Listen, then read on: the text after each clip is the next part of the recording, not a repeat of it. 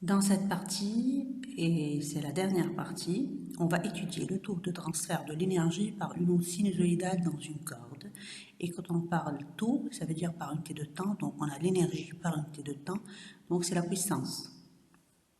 Et on parle de transfert parce que l'onde sinusoïdale, ou même l'onde en gros, elle transfère de l'énergie et non pas de la matière. Elle ne transporte pas de la matière, mais elle transfère de l'énergie. Ici, donc, on a le cas d'une onde dans une corde.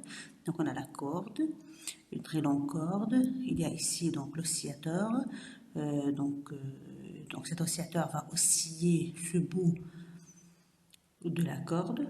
Donc, cette oscillation va se propager dans la corde avec une vitesse constante dans l'espace et dans le temps pour créer une onde. En fait, donc, ici, c'est une source d'énergie parce que en train d'osciller la corde, donc, elle va donner de l'énergie à l'onde et l'onde va transférer cette énergie en se propageant dans la corde. Et quel est le type de cette énergie? En fait, c'est une énergie mécanique.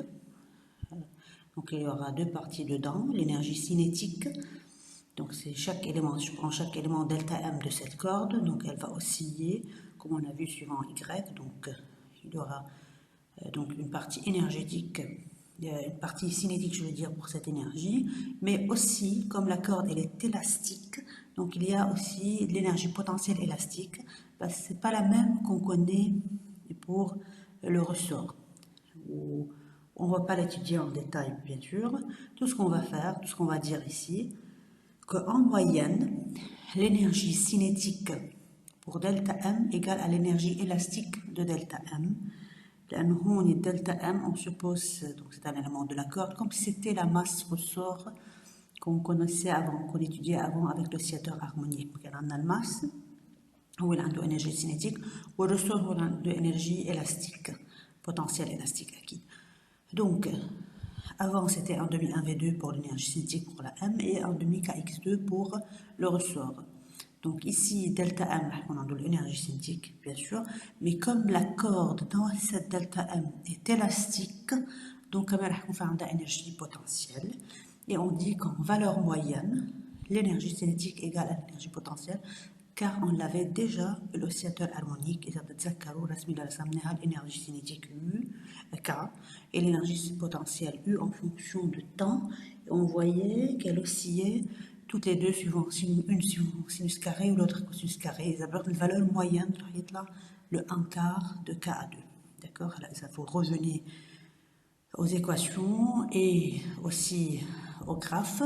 Là, tu vois, l'énergie cinétique ou l'énergie potentielle variait de 0 à 1,5, donc on prenait la valeur moyenne qui est 1 quart. Donc, on va faire un peu de calcul. On aura le 1 quart qu'on connaît déjà. Donc, pour cette raison, là, ce que je vais faire, je vais décrire comment on cherche, ou détailler comment on cherche l'énergie cinétique pour delta M, et puis à la suite dire, en valeur moyenne, c'est la même pour l'énergie potentielle, et on fera la somme pour obtenir l'énergie totale. Qui est l'énergie totale, c'est l'énergie cinétique plus l'énergie potentielle. Donc, ce qu'on prend, donc l'énergie cinétique pour ce delta M, égale à 1 demi delta M fois V carré Y. Donc c'est 1 demi 1V2. Donc la formule qu'on connaît. Donc M et delta M ici. Au lieu d'utiliser V, on utilise V carré Y. C'est la vitesse transversale. Chaque masse se déplace transversalement, perpendiculairement à la propagation de l'onde. Et puis ensuite, au lieu de delta M, on va utiliser le mu delta X. Le mu qui n'est autre que la masse linéique ou la densité linéique, donc c'est masse par unité de longueur. Il y a un delta M divisé par delta X ou dx, c'est le mu, ce qui est vrai bien sûr. Il y a peut-être de le mu, c'est toute la masse de la corde divisée par toute la longueur de la corde, ou bien c'est une petite delta M qui s'étend sur une petite delta X ou delta L. Et puis on fait le remplacement dans l'équation, en demi, mu constante.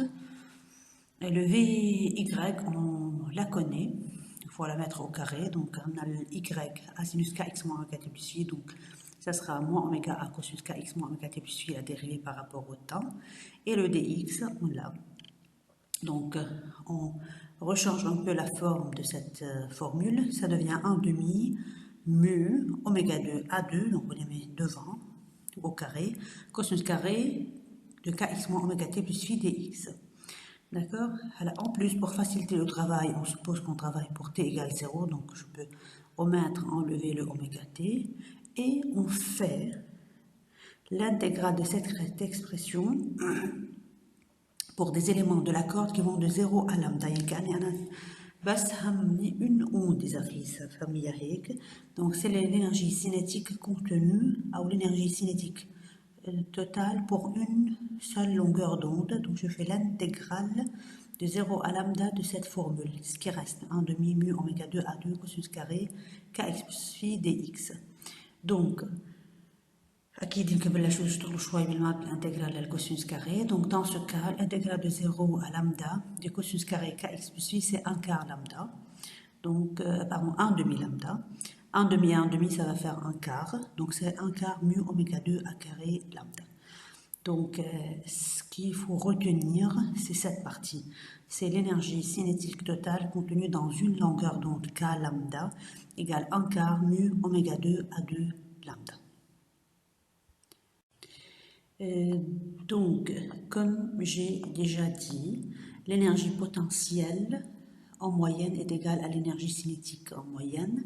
Donc, l'énergie cinétique totale contenue dans une lambda qu'on vient de chercher, le 1 quart mu oméga 2 à 2 lambda, est égale à la même valeur pour l'énergie potentielle ou égale à l'énergie potentielle totale contenue dans lambda qui est 1 quart mu oméga 2 à 2 lambda. Donc l'énergie totale est la somme des deux. Donc c'est l'énergie totale dans une longueur d'onde. Donc égale U lambda plus K lambda. Donc on a 1 quart plus 1 quart, c'est 1 demi. Donc ça donne 1 demi mu oméga 2 à 2 lambda. Mais nous, on s'intéresse aussi à quoi? À la puissance, au taux de transfert de l'énergie associée à cette onde mécanique. Donc, on divise l'énergie par le temps, donc c'est delta E sur dt.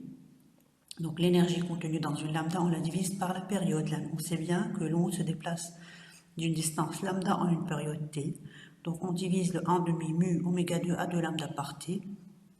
Et le lambda sur t, qui est donc écrit ici à part, n'est autre que la vitesse de l'onde qui est constante.